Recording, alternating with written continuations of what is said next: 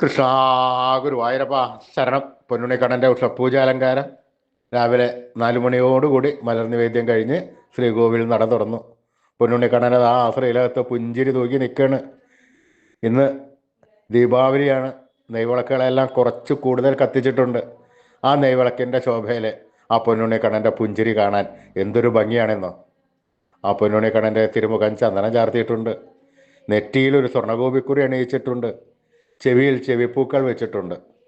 മാറത്ത് ഒരു സ്വർണ്ണ തിലകവും ഒരു സ്വർണ്ണമാലയും ചാർത്തിയിരിക്കുന്നു. പൊന്നിൻ കിങ്ങിണി ഇട്ടി പട്ടുകോണകമെടുത്ത് ഒരു പീതാംബരപ്പട്ടും വെളുത്ത പട്ടും കൂട്ടിക്കെട്ടി ഞൊറിഞ്ഞെടുത്തിട്ടുണ്ട്. കയ്യിൽ ഓടക്കുഴലുമുണ്ട്. സ്വർണ്ണ കിരീടം ചാർത്തിയ കിരീടത്തിന്മേൽ 3 തിരുമുടിമാലകളും 2 വലിയ വനമാലകളും ചാർത്തിയിരിക്കുന്നു. ഈ സുന്ദര രൂപമാണ് നട തുറന്ന സമയത്ത് ഭക്തന്മാരെല്ലാവരും കാണുന്നത്. ഈ പൊന്നുണ്ണിക്കണ്ണൻ്റെ രൂപം കണ്ടതോടുകൂടി ഭക്തന്മാരെല്ലാവരും ആനന്ദത്തിൽ ആറാടി ആ പൊന്നുണ്ണിക്കണ്ണൻ്റെ തിരുനാമങ്ങളും ചൊല്ലി അതാ കണ്ണൻ്റെ അടുത്തേക്ക് അതാ ഓടി ഓടി ഓടി പോണു. ആ സോപാനപ്പടിയിൽ നിന്ന് കണ്ണനെ കൺകുളിർക്ക കണ്ട് ആ കണ്ണൻ്റെ തൃക്കാൽക്കൽ വീണ് നമസ്കരിക്കണു, പ്രാർത്ഥിക്കണു. കണ്ണൻ്റെ അനുഗ്രഹം അവർക്കെല്ലാവർക്കും ഉണ്ടാവും. ആ പൊന്നുണ്ണിക്കണ്ണൻ്റെ സുന്ദര രൂപം, നമ്മുടെ എല്ലാവരുടെയും സച്ചിദാനന്ദ കട്ടയുടെ പുഞ്ചിരി തൂകി നിൽക്കുന്ന രൂപം നമുക്കും നമ്മുടെ മനസ്സിലേക്കൊന്ന് ആവാഹിച്ചാലോ? എല്ലാവരും ആ കണ്ണനെ മനസ്സിലേക്ക് അങ്ങോട്ട് വിചാരിച്ചോളൂ കേട്ടോ. പൊന്നിൻ കിങ്ങിണി കെട്ടി പട്ടുകോണകമെടുത്ത് പീതാംബരപ്പട്ടും വെള്ളപ്പട്ടും കൂട്ടിക്കെട്ടി ഞൊറിഞ്ഞെടുത്ത് കയ്യിൽ ഓടക്കുഴലും പിടിച്ച് സർവാഭരണ വിഭൂഷിതനായി നിന്ന് പുഞ്ചിരി തൂകുന്ന ആ പൊന്നുണ്ണിക്കണ്ണനെ എല്ലാവരും വിചാരിക്കുക. നല്ലപോലെ വിചാരിച്ചോളൂ. ആ പൊന്നുണ്ണിക്കണ്ണൻ അതാ നമ്മുടെ മനസ്സിൻ്റെ ഉള്ളിലേക്ക് അതാ കയറി വരും. ആ പൊന്നുണ്ണിക്കണ്ണൻ അവിടെ വന്നു കഴിഞ്ഞാൽ ആ കണ്ണനോട് കൂട്ടിപ്പിടിച്ച് അവിടെ നിർത്തി ആ കണ്ണനെ അവിടെ പ്രതിഷ്ഠിച്ച് ആ കണ്ണനുമായി കുറച്ചു നേരം സംവദിച്ച് ആ കണ്ണനെ ഒന്ന് കൊഞ്ചിച്ച് ലാളിച്ച് ഒരു മുത്തം കൊടുത്ത് ആ കണ്ണൻ്റെ തൃക്കാൽക്കൽ വീണ് നമസ്കരിച്ചോളൂ, പ്രാർത്ഥിച്ചോളൂ. കണ്ണൻ്റെ അനുഗ്രഹം നമുക്ക് എല്ലാവർക്കും ഉണ്ടാവും കേട്ടോ. എല്ലാവരും ഉറക്കെ ഉറക്കെ നാമം ജപിച്ചോളൂ. നാരായണ നാരായണ നാരായണ നാരായണ. ആ സ്നേഹത്തോടു കൂടി കണ്ണനെ വിളിക്കുക, ഭക്തിയോടുകൂടി കണ്ണനെ വിളിക്കുക, വിശ്വാസത്തോടു കൂടി കണ്ണനെ വിളിക്കുക.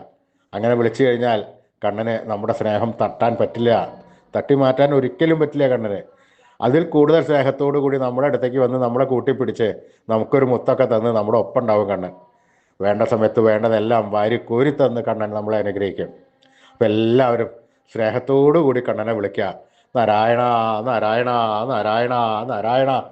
കൃഷ്ണായ വാസുദേവായ ഹരേ പരമാത്മനെ പ്രണതക്ലേശനാശായ ഗോവിന്ദായ നമോ നമഃ. കൃഷ്ണായ വാസുദേവായ ഹരേ പരമാത്മനെ പ്രണതക്ലേശനാശായ ഗോവിന്ദായ നമോ നമഃ. കൃഷ്ണായ വാസുദേവായ ഹരേ പരമാത്മനെ പ്രണതക്ലേശനാശായ ഗോവിന്ദായ നമോ നമഃ. അച്യുതാനന്ദ ഗോവിന്ദ അച്യുതാനന്ദ ഗോവിന്ദ അച്യുതാനന്ദ ഗോവിന്ദ.